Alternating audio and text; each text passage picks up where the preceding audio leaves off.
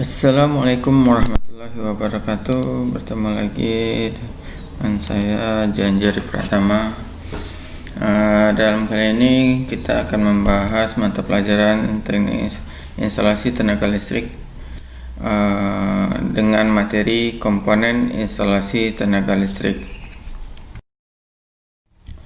Yang pertama kita akan membahas yaitu jenis-jenis dari kabel, yaitu kabel adalah media yang berfungsi untuk menghantarkan arus listrik dari potensial tinggi ke potensial rendah. Ada berbagai macam bahan yang digunakan untuk membuat kabel. Yang membedakan adalah sifat konduktansi dari beberapa bahan tersebut. Khusus untuk penghantar yang digunakan pada instalasi listrik penerangan dan tenaga, bahan yang paling sering digunakan adalah jenis logam tembaga. Tahanan jenis penghantar. Konduktor yang baik adalah yang memiliki tahanan jenis kecil. Berikut tabel tahanan jenis dari beberapa penghantar. Nama bahannya perak, ya. Tahanan jenisnya 0,016, tembaga 0,0175, kobalt 0,022, emas 0,022, aluminium 0,03, molybden 0,05, wolfram 0,05, seng 0,06, kuningan 0,07, nikel 0,079, platina 0,1, nikel line 0,12, timah putih 0,12, baja 0,13, vanadium 0,13, bismut 0,2, mangan 0,21, timbel 0,22, duraluminium 0,48, manganin 0,48, konstanta 0,5, air raksa 0,958. Penggunaan tembaga sebagai penghantar yang sering digunakan adalah dengan pertimbangan bahwa tembaga merupakan bahan yang mempunyai daya hantar yang baik kedua setelah perak, namun dengan harga yang lebih terjangkau. Berdasarkan konstruksinya, penghantar diklasifikasikan sebagai berikut. Yang pertama yaitu penghantar pejal solid. Penghantar berukuran diameter maksimal sampai 10 mm kubik yang berbentuk kawat pejal. Batas ukuran maksimal tersebut dimaksudkan untuk mempermudah penggulungan maupun pemasangan. Ini gambarnya. Jadi ini gambar kawat penghantar pejal atau solid. Yang kedua itu penghantar berlilit atau stranded. Penghantar yang terdiri dari beberapa kawat yang saling berlilitan dengan ukuran diameter 1 mm kubik sampai 500 mm kubik. Ini bentuk dari penghantar berlilit. 3. Penghantar serabut atau fleksibel. Penghantar berupa serabut fleksibel biasanya digunakan di tempat-tempat yang sulit dijangkau dan sempit. Alat ukur listrik, alat-alat portable, dan pada kendaraan bermotor. Ukuran kabel serabut ini antara 0,5 mm kubik sampai 400 mm kubik. Jadi ini bentuknya. Ini bentuk dari penghantar serabut. Yang keempat, penghantar persegi atau busbar. Penghantar berupa logam tanpa isolasi berbentuk persegi 4 yang berfungsi sebagai rel-rel pembagi atau rel penghubung. Penghantar ini biasanya terdapat pada papan penghubung bagi atau PHB. Di ini penghantar perseginya atau busbar. Selain dari konstruksinya, kabel juga diklasifikasikan berdasarkan jumlah penghantar dalam satu kabel. Berikut klasifikasinya. Yang pertama, penghantar simplex, ya. Penghantar simplex. Kabel yang berisi satu buah penghantar saja yang berfungsi untuk menghantarkan satu jenis aliran saja. Misalkan untuk penghantar fasa saja atau netral saja. Contoh dari penghantar ini adalah kabel NYA 0,75 mm kubik dan NYAF 1,5 mm kubik. Yang kedua, penghantar duplex. Penghantar yang berisi dua buah penghantar yang dapat mengalirkan dua buah aliran sekaligus. Misalkan dua buah fasa yang berbeda atau aliran fasa dengan netral. Kabel ini merupakan dua buah penghantar dengan masing-masing penghantar dipisahkan dengan isolasi dan diikat menjadi satu menggunakan selubung. Contoh dari penghantar ini adalah kabel NYM 2 x 1,5 mm kubik dan NYY 2 x 1,5 mm kubik. Yang ketiga, penghantar triplex. Kabel yang berisi tiga buah penghantar yang dapat mengalirkan tiga buah aliran sekaligus. Misalkan tiga buah fasa R, ST atau mengalirkan fasa netral dan grounding. Kabel ini berupa tiga buah penghantar dengan masing-masing penghantar dipisahkan dengan isolasi dan diikat menjadi satu menggunakan selubung. Contoh dari penghantar jenis ini adalah NYM 3 x 1,5 mm kubik dan NYY 3 x 1,5 mm kubik. 4. Penghantar quadruplex. Kabel yang berisi 4 buah penghantar yang dapat mengalirkan 4 buah aliran sekaligus. Misalkan 3 buah fasa dan netral atau 3 buah fasa dan grounding. Penghantar quadruplex ini ada yang berupa penghantar pejal, berlilit atau serabut. Kabel ini berupa 4 buah penghantar dengan masing-masing penghantar dipisahkan dengan isolasi dan diikat menjadi satu menggunakan selubung.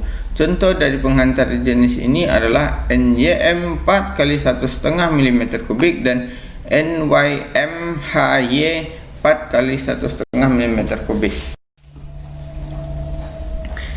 Dari klasifikasi di atas, kabel listrik kemudian dibedakan menjadi beberapa jenis. Untuk seorang teknisi, khususnya di bidang kelistrikan, kita wajib mengetahui beberapa jenis kabel yang biasa digunakan pada kehidupan sehari-hari maupun pada instalasi tertentu. Berikut jenis-jenis kabel yang ada di pasaran. Yang pertama yaitu kabel NYA. Jenis penghantar berinti tunggal dengan lapisan bahan isolasi PVC satu lapis. Kabel jenis ini adalah jenis kabel yang paling sering digunakan pada instalasi listrik rumah. Kode warna isolasi kabel ini ada yang warna merah, kuning, biru, dan hitam sesuai dengan persyaratan umum instalasi listrik atau PUEL. Kelemahan dari kabel jenis ini adalah mudah cacat karena lapisan isolasinya yang hanya satu lapis, tidak tahan air dan mudah digigit tikus.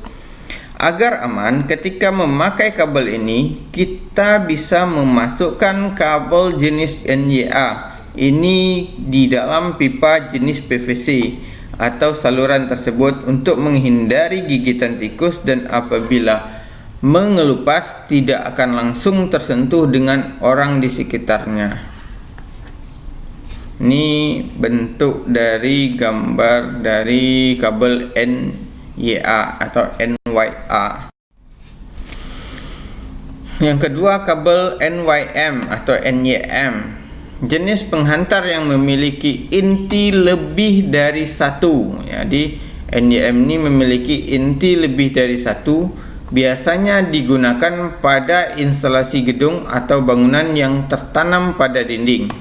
Jumlah inti dari kabel jenis NYM ini adalah 2, 3, dan 4, dengan masing-masing inti dipisahkan dengan isolasi, kemudian keempatnya diikat menjadi satu dengan selubung isolasi PVC.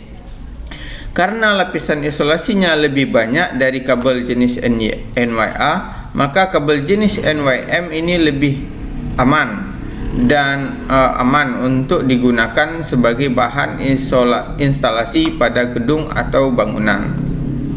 Ini gambar dari konstruksi kabel NYM.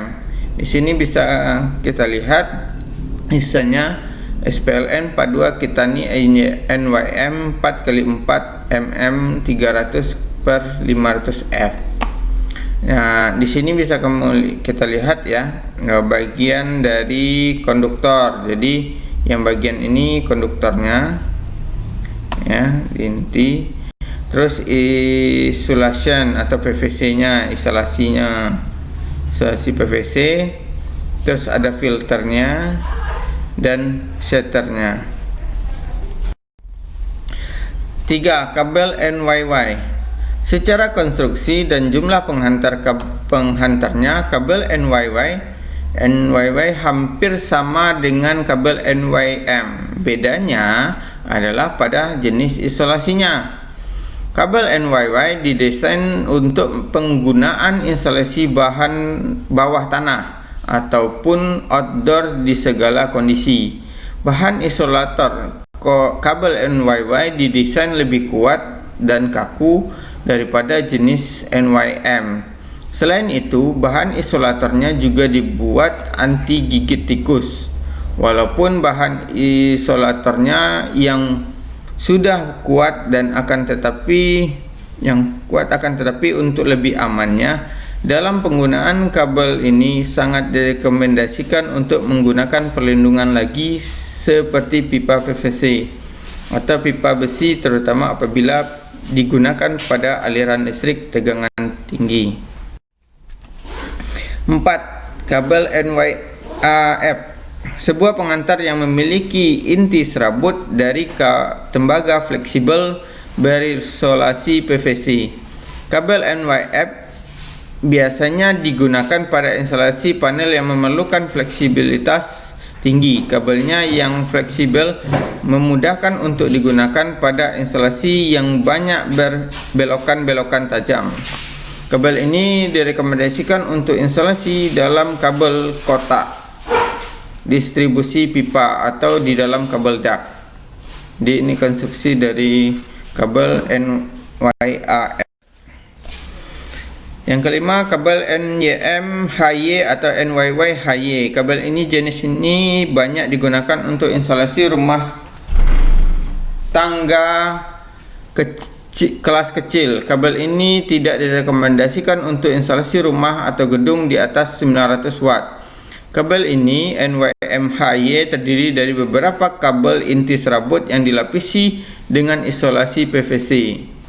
Di sini bisa kita lihat konduktornya, isolasinya, dan setting. Yang keenam, kabel NYFG. Sebuah pengantar yang dirancang untuk instalasi di bawah tanah. Kabel ini bisa ditanam tanpa harus menggunakan pelindung tambahan. Ini konstruksi dari NYFG.